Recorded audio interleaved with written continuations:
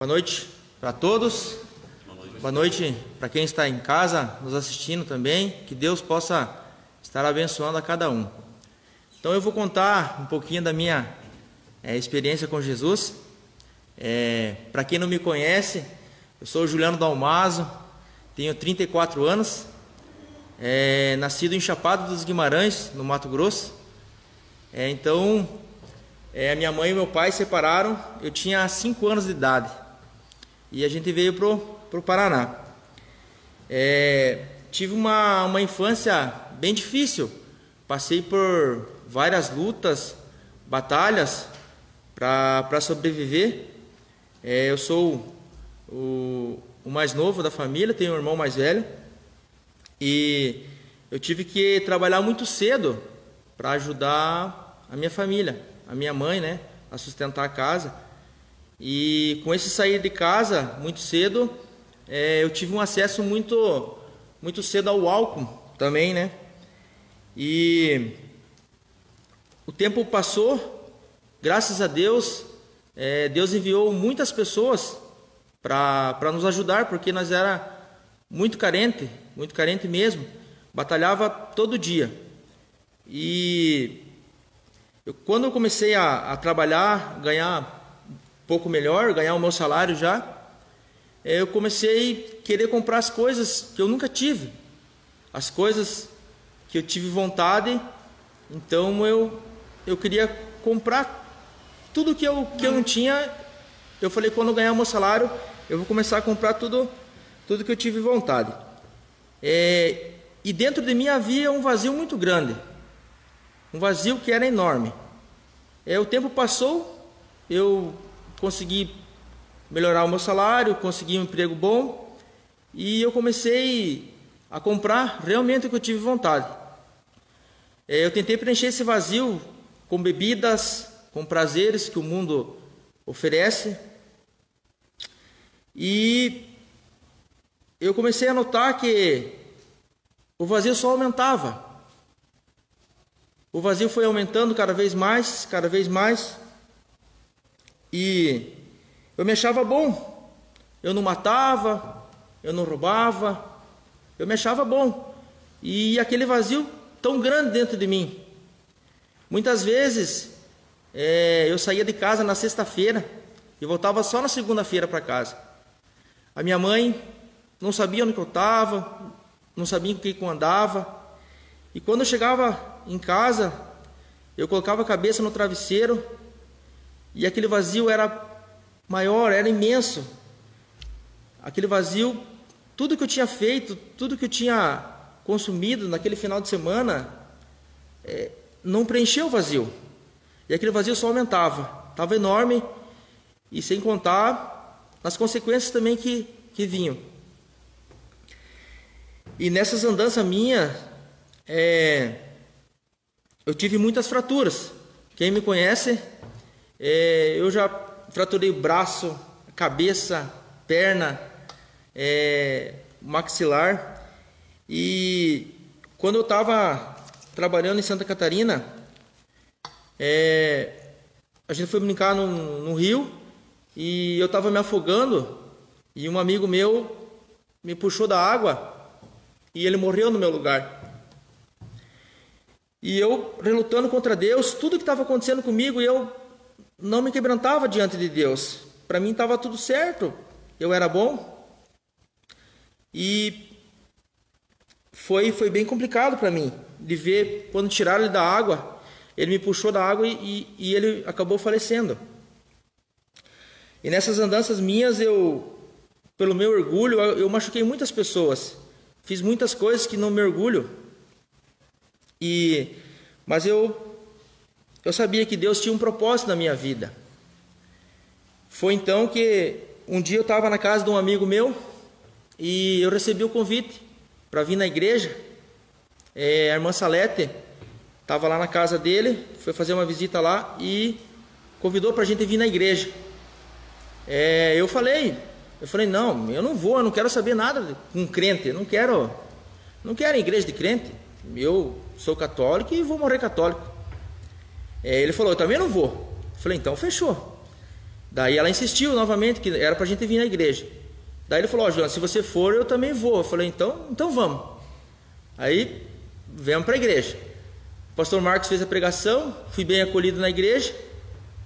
E eles fizeram o convite aqui para na segunda-feira, no outro dia, tinha o culto dos homens. E eu falei, dei minha palavra que eu vinha no culto dos homens. E meu amigo também falou que vinha. Chegou na segunda-feira, ele não veio. Eu vim sozinho, fiquei na frente da igreja, era ali atrás ainda. Fiquei ali e ele não chegou. Eu falei, eu também não vou sozinho.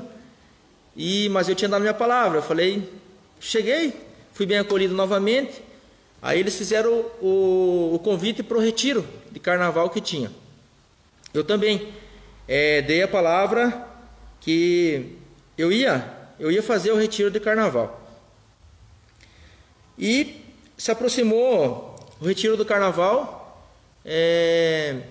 No dia do retiro, estava tudo certo, as malas tudo arrumadas, tudo certinho. Eu tinha dado a minha palavra que eu ia fazer o retiro. Eu tive uma visita lá em casa de uns amigos meus primos, que há muito tempo eu não via eles, e era de longe. E eu não podia abandonar eles, mas eu tinha dado a palavra que eu ia fazer o retiro. E eles, não, você vai ficar com nós e tal. E eu falei, não, eu dei minha palavra para fazer o retiro, eu vou ir. Não, mas a gente se programou tudo para o carnaval. Eu falei, não, eu vou no retiro. E fui. Abandonei eles lá em casa, fiquei um pouco com eles e fui no retiro. Naquela noite, eu fui. As tentações foram tantas que na minha barraca eles foram tirar todas as minhas cobertas, o meu colchão, o meu travesseiro, foram tirar tudo. E eles queriam que eu saísse de lá. E eu falei, não, eu vou ficar. E o tema do retiro era marcado por Cristo. O tema do retiro. E eu resisti, eu fiquei naquele retiro. Minha melhor escolha. Realmente, como o tema do retiro era marcado por Cristo, eu fui marcado por Cristo. E eles devolveram minhas coisas na madrugada, e eu não conseguiram tirar de lá para levar para o carnaval, para as festanças deles. Só que ao terminar o retiro, eu tinha entendido na minha cabeça, mas o meu coração, eu não tinha entregue o meu coração para Jesus. E a brasa longe do fogo, ela apaga. A brasa longe do braseiro. E quando eu voltei, quando acabou o retiro, eu me distanciei da igreja, eu comecei a não frequentar mais, comecei a voltar com meus hábitos de antes. E quando eu vi, eu estava mais que o fundo do poço. Tudo que eu fazia antes, eu estava fazendo mais e mais no fundo do poço. E eu não tinha mais o que fazer. Eu estava perdido totalmente. Foi aí que eu conheci a Raquel. A gente começou a namorar e a gente casou, mas o nosso casamento estava falido. Um casamento bem difícil. Eu magoava ela, chegava bêbado em casa e eu machuquei muito ela. Então, eu me sentia muito vazio e um casamento falido. Foi aí que eu me dobrei diante de Deus. Quebrei o meu orgulho e me ajoelhei diante de Deus e falei, Deus, eu fui marcado por Cristo naquele retiro. Eu quero voltar para casa, Deus. Assim como o filho pródigo voltou para casa, me perdoe, Senhor, eu quero voltar para casa. Eu estou arrependido, Deus. Me aceita novamente, Senhor. E me dobrei diante de Deus. Eu estava imundo e Deus me acolheu de volta. foi aí que eu pedi para Deus que a Raquel entendesse da minha decisão por Jesus também. E graças a Deus ela entendeu e também começou a vir à igreja.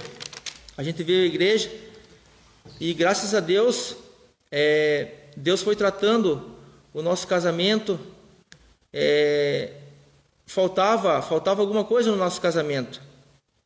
E foi aí que a gente convidou Jesus para entrar no nosso casamento. Foi aí que a gente convidou Jesus para entrar no nosso casamento. Graças a Deus, Deus trabalhou muito na minha vida, na vida dela.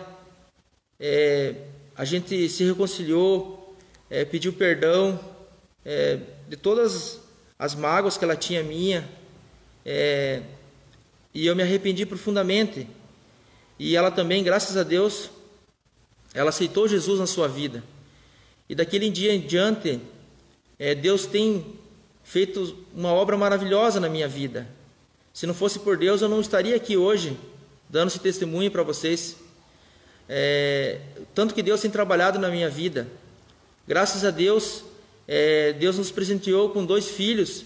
Hoje a gente tem o Guilherme e tem o Gustavo, que é presente de Deus.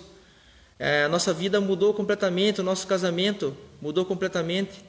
E graças a Deus, aquele vazio que eu tinha dentro de mim, ele foi preenchido por Jesus Cristo. Que o meu vazio, o nosso vazio, é só Jesus para preencher o vazio do nosso coração. E graças a Deus, eu pedi pela misericórdia de Deus, me arrependi dos meus pecados e Deus me acolheu de volta. Como aquele filho pródigo que estava longe do pai, ele se arrependeu e Deus o acolheu de volta. E eu só tenho que agradecer a Deus pela transformação que Ele fez na minha vida. Eu tenho sido trabalhado a cada dia no meu coração por Deus. Eu peço muita sabedoria, muito entendimento para Deus. E graças a Deus, assim, Ele tem transformado a minha vida a cada dia. Não é fácil, a gente passa por lutas, por dificuldades, passa sim. Uma vida com Jesus não é fácil, mas o nosso fardo é leve. Quando a gente entrega o nosso fardo para Jesus, o fardo é leve, porque Jesus está conosco. Em Apocalipse 3:20, fala que Jesus está à porta, batendo. Nós temos que abrir a porta do nosso coração. Nós temos uma tranca por dentro do nosso coração. Deus não arromba o nosso coração. Basta nós abrir o coração para Jesus e convidar para Jesus morar no nosso coração. E foi isso que eu fiz.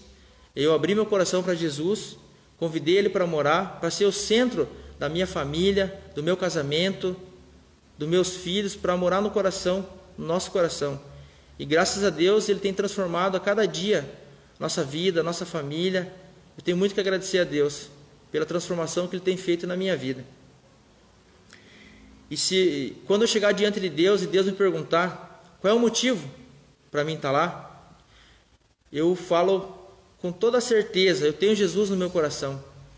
Eu convidei Jesus para morar no meu coração e Jesus mora no meu coração. E Jesus cada dia tem tratado no meu coração, tem me fortalecido, tem nos sustentado. Eu tenho muito que agradecer a Deus por essa transformação que Ele fez na minha vida. E eu entreguei minha vida nas mãos de Deus, eu confiei nele, eu me arrependi dos meus pecados e tenho minha vida entregue a Jesus. Amém, irmãos? Amém.